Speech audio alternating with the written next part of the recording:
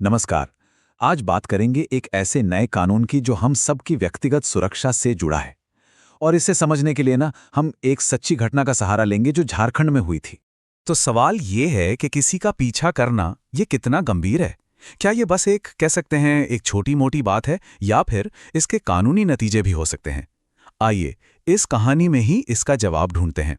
तो कहानी शुरू होती है झारखंड के एक छोटे से शहर से। यहाँ जिया नाम की एक महिला अपने परिवार के साथ रहती थी। सब कुछ बिल्कुल नॉर्मल था उसकी जिंदगी में। लेकिन फिर उसकी इस शांति में खलल डालने के लिए एक शख्स आया जिसका नाम था राकेश। मतलब जिया की परेशानी बहुत सीधी और साफ थी।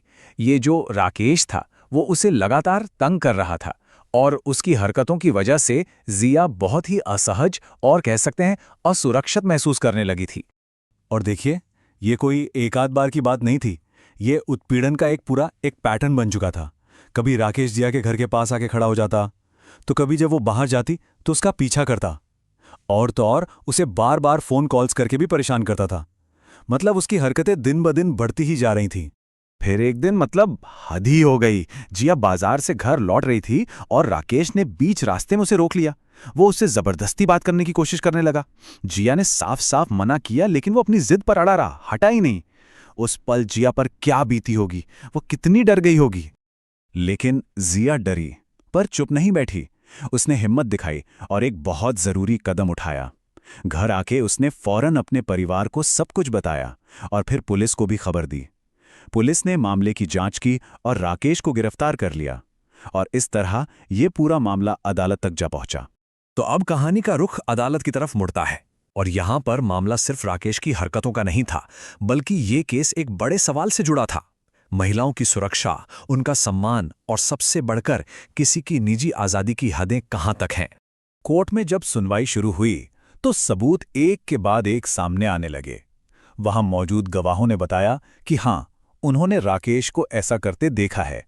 फिर फोन रिकॉर्ड्स पेश किए गए, जिससे ये साफ हो गया कि वो जिया को बार बार फोन करता था।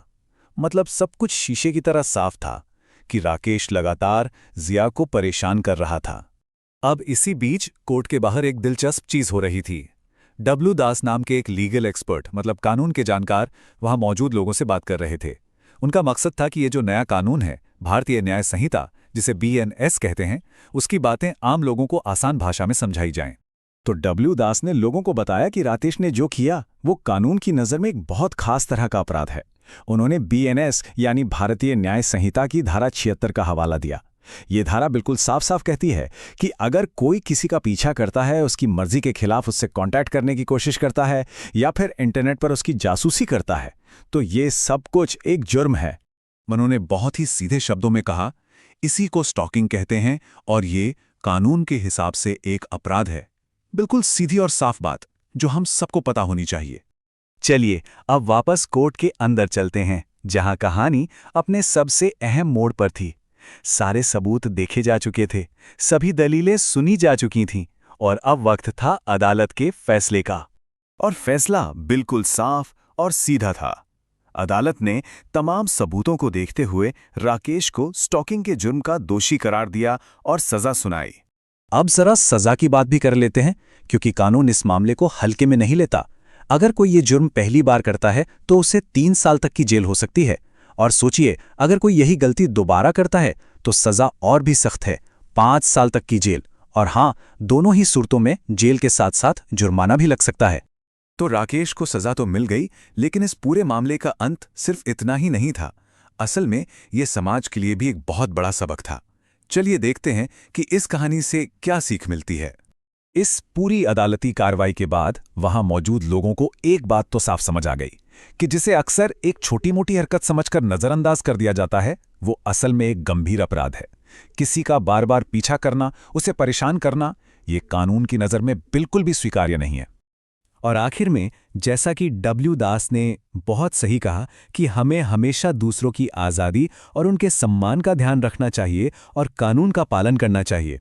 और ये बात सिर्फ कोई कानूनी मजबूरी नहीं है, ये हमारी एक सामाजिक जिम्मेदारी भी है।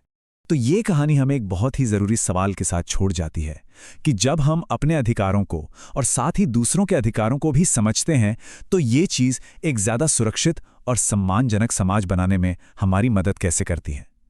इस पर ज़रूर सोचिएगा। धन्यवाद।